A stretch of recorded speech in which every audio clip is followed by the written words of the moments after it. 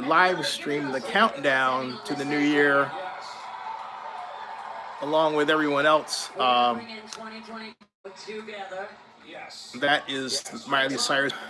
9, 8, 7, 6, 5, 4, 3, 2, 1. Happy New Year, everybody. Happy New Year, Ma. Happy New Year, everybody. Happy New Year, viewers. Happy New Year, friends. Happy New Year. Happy New Year. Happy New Year. And yeah, they got the fireworks going off in Miami. There's fireworks going off outside, not directly outside, of course, because they're not on our property, because they're a long way away from us, but you can still hear them. And hear that? I'll give you a glimpse of what we're seeing just there. See that? Okay. That's a glimpse. And Happy New Year, folks. My New Year's resolution is to not fear success. That is my New Year's resolution. Not fear success. Mom, what's your New Year's resolution? Not yet. Huh? Not yet. She says not yet, which I guess could be a resolution. But I was thinking a lot about where we've gone and where we're going, and what's in particular in 2021, what became quite clear to me is a problem. And I sum it up. That's Miley singing in the background. I sum it up as, how do I put it? The age of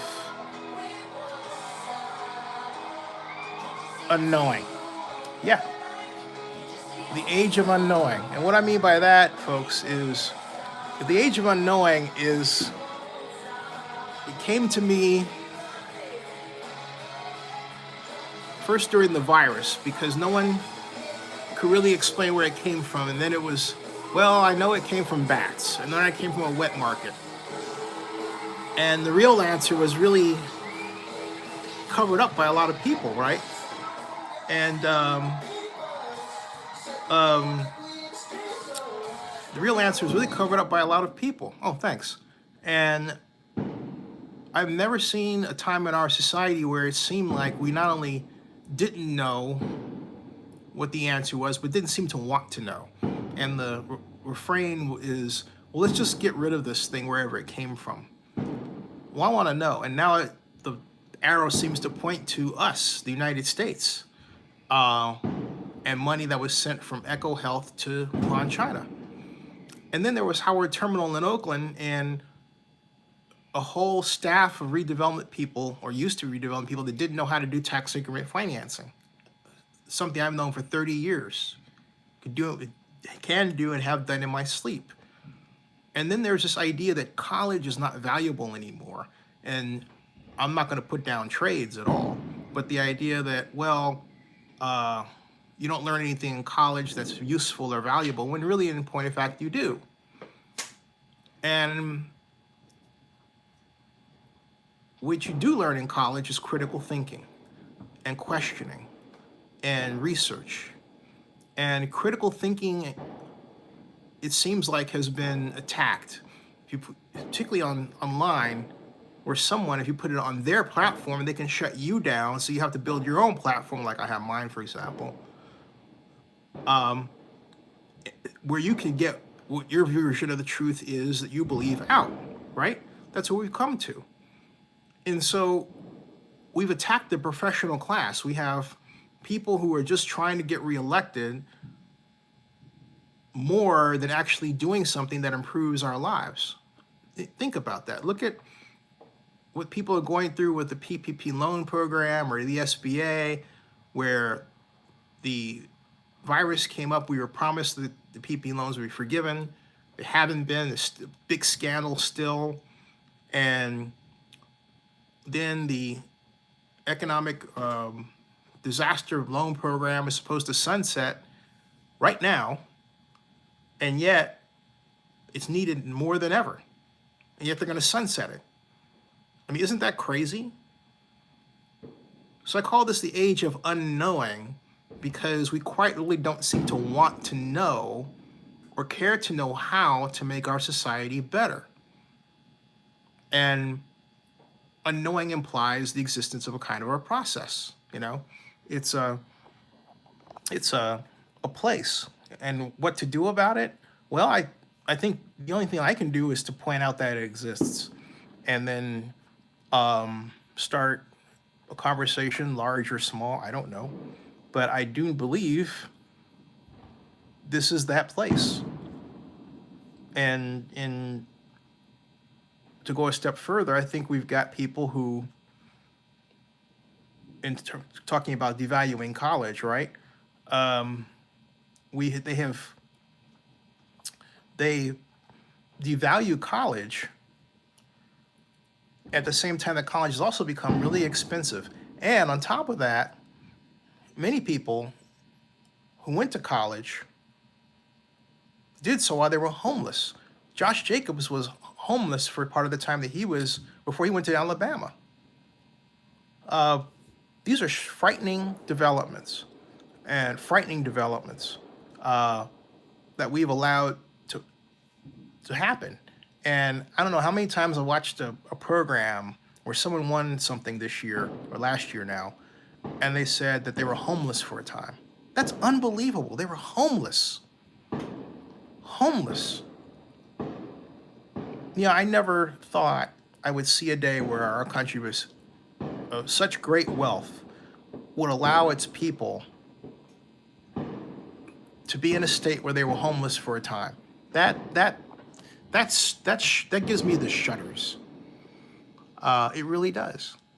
So that's why I say it's the age of unknowing. I mean, the only thing we seem to know how to do now is, well, pop off fireworks. Okay? But I'm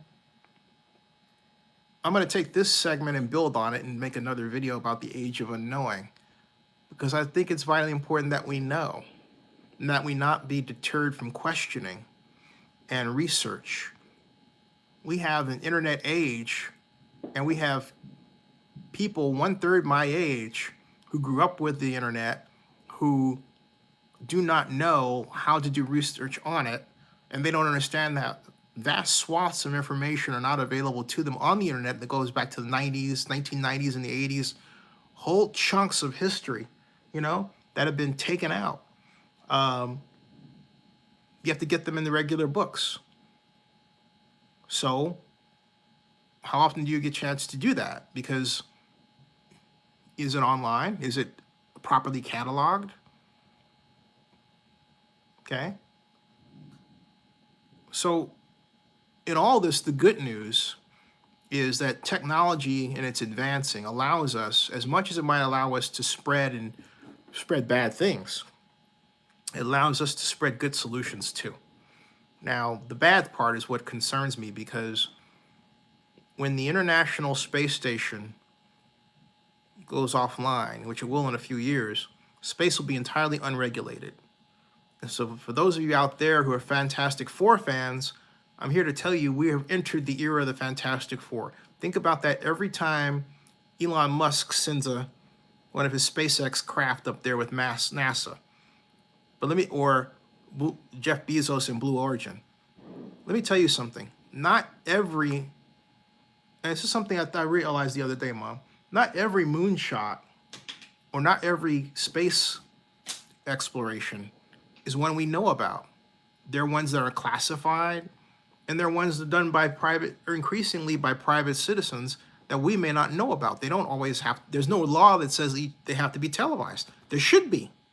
There should be a national registry of spatial exploration, so that we lessen the risk of something like a Fantastic Four event happening. Now, what do I mean by that? I mean, where in the mythical Fantastic Four, well, the fictional, of course, Reed Richards was a private researcher who had his own rocket. He was very wealthy, and they went up on if you know the story, on a exploration in space, and they ran into cosmic rays which zapped them, and gave them different powers coming back to Earth. Now, look, in reality, you say that's far-fetched. I say this.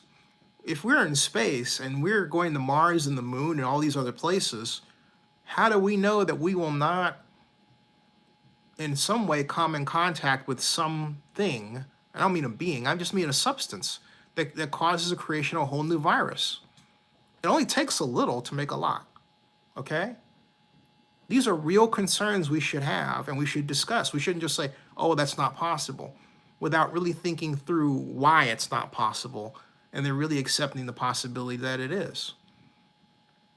Somewhere and around the world is plotting something against the world because they're upset with the world, okay? And I'm not talking about the mass shooter types. I'm talking about online hackers, people trying to take down whole water systems, everything else. We are in the era of the Bond villain. You know, the fictional person that wanted to take over the world and create all this technology and all that. Well, guess what? That's what these folks are doing. Because the internet, if you know how to program it, in a sense allows that. So we have to have a come to Jesus moment about where we're headed and what we're allowing and start regulating it. But on the other hand, we also have to start taking care of our small businesses. I mean, here we are with the pandemic, and in California, we're saying the businesses, they have to limit capacity, but they're not compensating people for the lost capacity. In other words, the gap between what they can handle in terms of capacity and what you're allowing them in. They should be paid for that. But what government does in the California parlance is it just regulates without thought, without economic thought. It doesn't say, okay, what is the impact on this business economically? What's the economic impact of my regulatory idea? If I have enough money to help them, shouldn't I? And shouldn't I have local governments do it? I can go on and on and on, but look, Happy New Year. I'd love to know your thoughts. Remember, this is the age of unknowing. We have entered the age of unknowing, and I think I'm going to change my title here to add that. Thank you. God bless you. And God bless the United States of America.